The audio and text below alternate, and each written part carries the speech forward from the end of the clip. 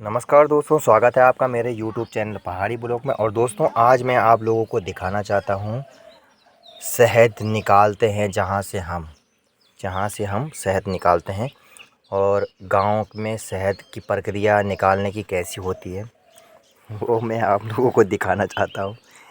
तो देखो ये पहाड़ का रीति रिवाज है। और पहाड़ में क्या होता है कि कोई सुविधा नहीं होती शहद और मधुमक्खियों के लिए। तो सिर्फ एक ही सुविधा होती है, जो कि एक जलटा होता है। जलटा जलटा बोलते हैं हम पहाड़ी में। उसमें क्या होता है कि उसको बंद कर दिया जाता है, और जब उसको बंद कर दिया जाता है तो उसमें छेद होता है एक। उसी छेद के अंदर से वो मधुमक्खी जाती है और उस आलमारी टाइप में होता है अंदर से, तो उस आलमारी में वो अपना छत्ता बनाती है। तो देखिए, मैं दिखाता हूँ आप लोगों को। तो देखिए दोस्तों, ये पहला हमारा जो जलौटा था वो हमने बंद कर चुका दिया है। क्योंकि इसलिए किया है कि इसमें हमने ना केबल डाल दी है। काहे कि ये हमारी डिश केबल है और हमें कहीं इसका डिश का कहीं छेद नहीं मिल रहा था, कहीं सुराग नहीं मिल रहा था। तो हमें यहाँ सुराग मिला, तो हमने इसकी केबल यहाँ डाल दी है। और इसी वजह से हमने ये जलोटा बंद कर दिया। पहले इसमें मधुमक्खी जाया करती थी इस छेद में।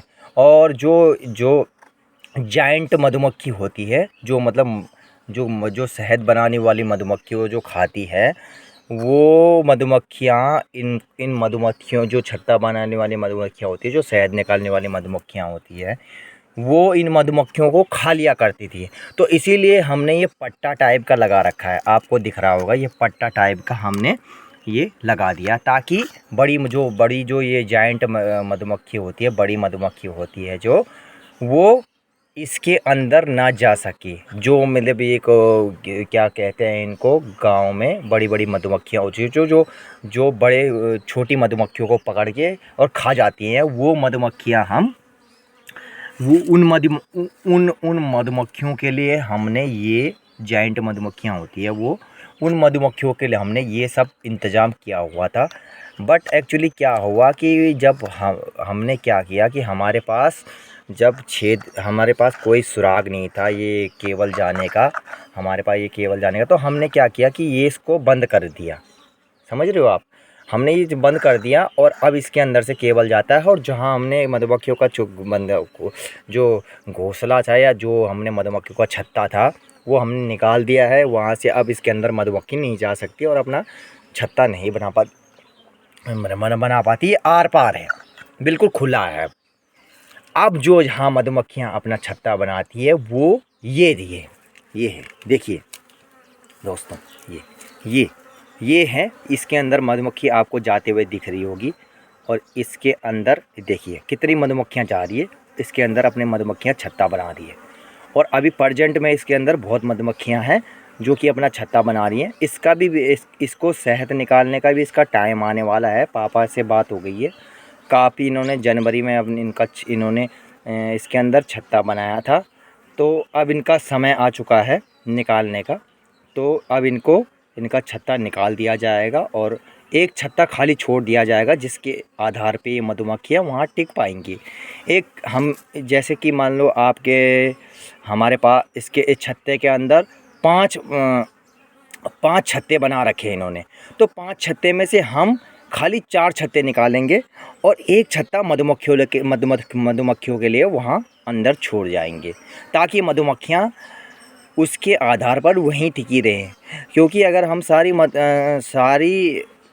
मधुमक्खियों का छत्ता निकाल लेंगे तो मधुमक्खियों को टिकने के लिए वहाँ जगह नहीं बचेगी और मधुमक्खियाँ भाग जाएंगी। इसलिए हम क्या करते हैं कि सारा छत्ता नहीं निकालते मधुमक्खियों का, एक छत्ता वहाँ छोड़ जाते हैं, ताकि मधुमक्खियों के लिए भोजन भी बना रहें और मधुमक्खियों के लिए पैदावार भी बनी रहे। तो इसलिए, और ये मधुमक्खियाँ देखिए मेरे सामने कितनी भिन बना रही हैं। मेरे को में कुछ भिन बना रही है, ये काटती नहीं है। ये काटती इसलिए नहीं है कि जब तक इनको मारा न जाए, जब तक इनके कोई सदस्य को मारा न जाए, तब तक ये काटती नहीं है। और मैं देखिए दोस्तों, मैं सामने कितना हूँ और मधुमक्खियाँ देखिए कितनी भिन्न बना रही है मधुमक्खियाँ। और यहाँ क्या होता है, पहाड़ में सबसे अच्छी ये बात होती है कि यहाँ फूलों के रस के लिए मधुमक्खियों को ज़्यादा दूर नहीं जाना पड़ता। क्योंकि देखिए मैं आपको सामने दिखा देता हूँ, ये देखिए, ये ना ये गांव में इल्मोड़ा बोला जाता है इसको। और ये इस पे कितनी फूल आए हुए हैं आप देखिए, क्योंकि ये बसंत ऋतु का टाइम है।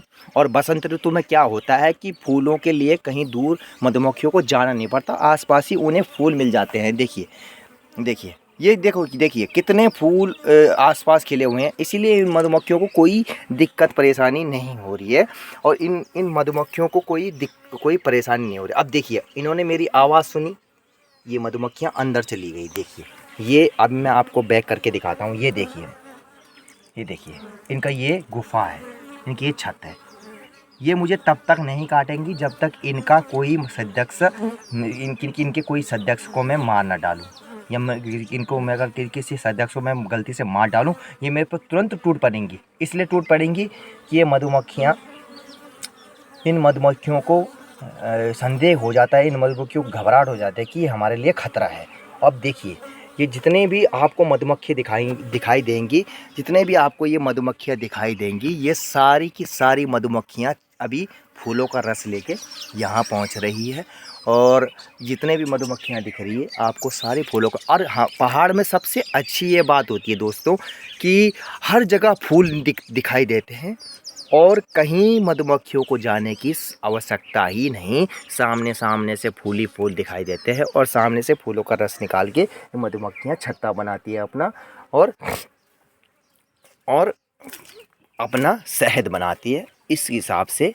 और हम लोग क्या करते हैं कि हम लोगों का सबसे बड़ा ये है, कुछ लोग क्या करते हैं कि मधुमक्खियों का छत्ता पूरी तरह तहस नहस कर देते हैं। ये बहुत गलत बात है दोस्तों। ये देखो, कोई भी मेहनत करता है उसके मेहनत का फल उसको बहुत ज़रूरी है मिलना, और उसको बहुत ज़रूरी है। देखो आप, हम अगर नौकरी कर रहे हैं, जॉब कर रहे हैं, कुछ भी कर रहे हैं, तो हमें उसकी अगर उस जॉब का फल नहीं मिले तो हमको कैसा फील होगा।